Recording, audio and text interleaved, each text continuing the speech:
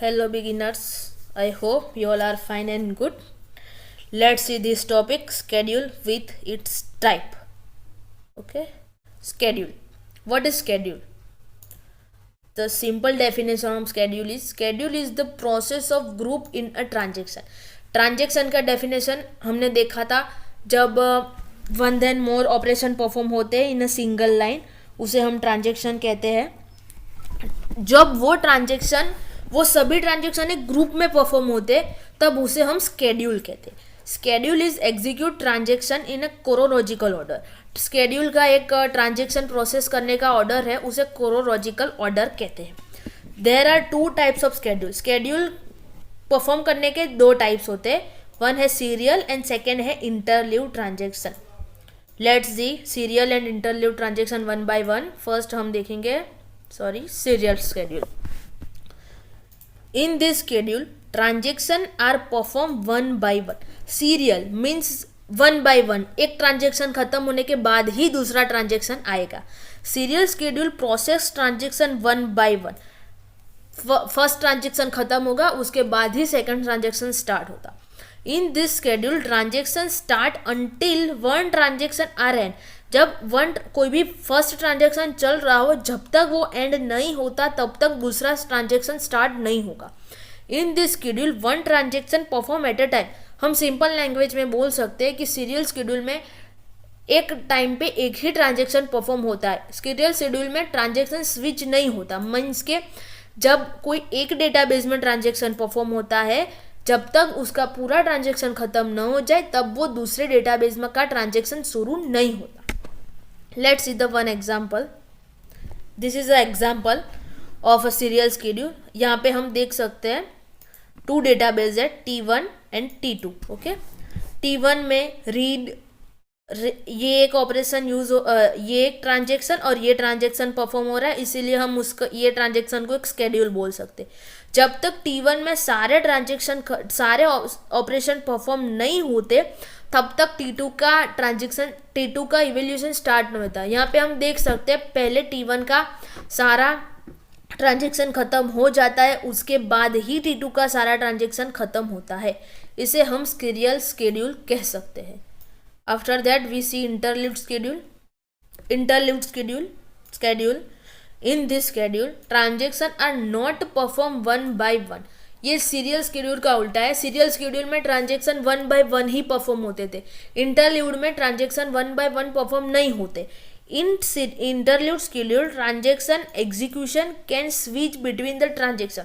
Interleaved schedule में जब कोई एक ट्रांजेक्शन चल रहा होता है तब दूसरा ट्रांजेक्शन भी परफॉर्म हो सकता है.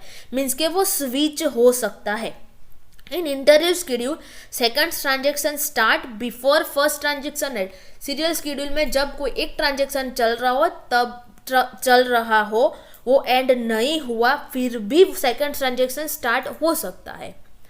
Let's see the example. ये है example of serial schedule interleaved schedule. इसमें भी सेम पहले की तरह टू डेटाबेस है T1 T2.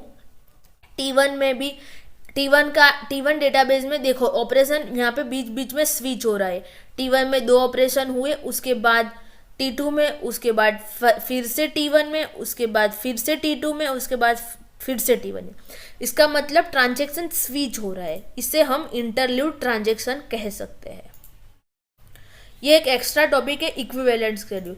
इक्विवेलेंट स्केड्यूल इसका एक सिंपल वर्किंग है. सीरियल और इंटरलीव्ड स्केड्यूल का दोनों का आउटपुट है वो सेम मिलता है, वो इक्विवेलेंट स्केड्यूल हमें शो करता है. इन this schedule transaction gives a same result. Equivalent schedule का सिंपल मीनिंग ही ये होता है जब हम कोई ट्रांजेक्शन को सीरियल स्केड्यूल या इंटरलीव्ड मैनर से परफॉर्म करें तब भी दोनों का रिजल्ट सेम ही मिलेगा. In this schedule, transaction can be switched and one transaction can be serial, but result of transaction must be same. एक ट्रांजेक्शन चाहे वो सीरियल स्केड्यूल से परफॉर्म हो या इंटरलीव्ड स्केड्यूल मैनर से परफॉर्म हो, तब उसका रिजल्ट हमेशा सेम ही होता है. Schedule gives same result when both transaction can perform with to manner. दोनों ट्रांजेक्शन कोई भी मैनर से परफॉर्म हुए हो वो हमें सेम ही आउटपुट देते हैं. Let's see the example of two, ये फर्स्ट ट्रांजेक्शन एंड ये सेकंड ट्रांजेक्शन।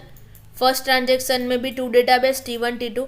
यहाँ पे हम देख सकते हैं ये इंटरल्यूड मैनर से ये इंटरल्यूड मैनर फॉलो कर रहा है। स्केड्यूल S1 है वो पहले 2 ऑपरेशन T1 में परफॉर्म हुए, उसके बाद T2 में और उसके बाद फिर से T1 में, मीन्स के ट्रांजेक्शन स्विच हो रहा है।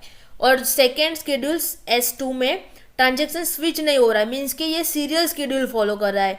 T1 का सारा ट्रांजेक्शन खत्म हो गया, उसके बाद ही T2 का शुरू हुआ। बट ये दोनों स्केड्यूल के रिजल्ट हमें हमेशा सेम ही मिलेंगे। After that we took summary. इस वीडियो में हमने क्या देखा? इस वीडियो में हमने देखा 2 types of schedule, serial and interlude. हम दोनों का डिफरेंस लिख सकते हैं, जैसे कि सीरियल शेड्यूल में 1 transaction perform at a time, then interleaved schedule में ऐसा नहीं होता। इंटरल्यूड शेड्यूल में 1 transaction does not end but second transaction get started. यही है दोनों का सिंपल मीनिंग। और उसमें हमने ये वीडियो में इक्विवेलेंट शेड्यूल भी देखा। इक्विवेलेंट शेड्यूल दोनों चाहे एक ट्रांजेक्शन सीरियल मैनर और इंटरल्यूड शेड्यूल मैनर से परफॉर्म हो, बट दोनों का रिजल्ट हमें हमेशा सेम ही मिलता है। Thank you.